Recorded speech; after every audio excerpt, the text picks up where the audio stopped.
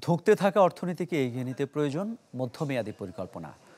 রাজনৈতিক নেতারা নির্বাচনের রূপরেখা চাইলেও তা সফল হবে না যদি সাধারণ মানুষ অর্থনৈতিকভাবে স্বস্তিতে না থাকে। International business forum of Bangladesh IBF এর সেমিনারে কথা বলেন বক্তারা।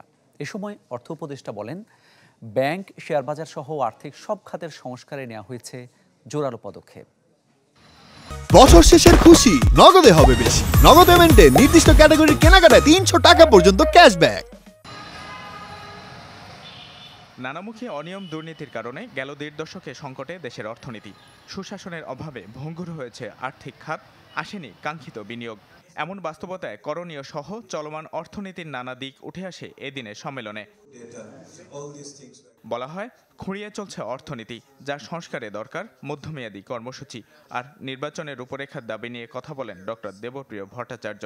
বলেন, তা সফল হবে না যদি সাধারণ মানুষের আর্থিক গতি না আসে। রাজনীতিবিদরা পথরেখা চাইছেন কিভাবে নির্বাচন করবেন, কিন্তু রাজনীতির পথরেখাকে কতখানি আমরা সুগম করতে পারবো, আমরা কতখানি সংস্কারকে আরো বেশি গভীর করতে পারবো, তা পুরোটা নির্ভর করবে, আমি দায়িত্ব নিয়ে বলছি, পুরোটা নির্ভর করবে আমরা কতখানি মানুষকে অর্থনৈতিক স্বস্তি দিতে পারবো। ব্যবসাবান্ধব পরিবেশ নিশ্চিতে পদ্ধতিগত জটিলতা উঠে আসে এদিনের আলোচনায়, যার সংস্কারে সহযোগিতার কথা জানান USAIDর mission director. So we supported you back then in these programs, but it was your program.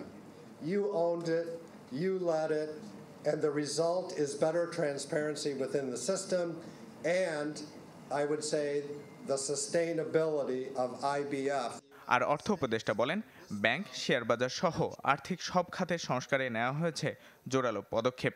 শেয়ারবাজার কেলেঙ্কারি ইস্যুতে জড়িত থাকার ঘটনায় ক্রিকেটার সাকিব ইস্যুতে অর্থ উপদেষ্টার মন্তব্য, জরিমানা করা উচিত ছিল আরও 2 বছর আগেই।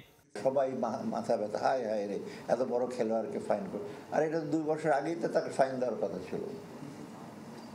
এই রেগুলেটর গিয়ে বলতে ফাইন দিতে হবে তোমাকে, 400 কোটি টাকার বেশি ফাইন দেওয়া হলো। অসুখ হলে তো অপারেশন করতে ব্যথা ট্যাথা লাগবে, সব তো অ্যানেস্থেসিয়া দিয়ে সব অপারেশন করা যায় না, ব্যথা অনুভব করবে না। You have to be in the pain. বিদেশি অর্থায়ন বাড়ানোর পদক্ষেপ তুলে ধরে অর্থ উপদেষ্টা বলেন, রূপপুর সহ মেগা প্রকল্প বন্ধের কোনো চিন্তা নেই অন্তর্বর্তী সরকারের। ইমদাদ হক, চ্যানেল 24, ঢাকা।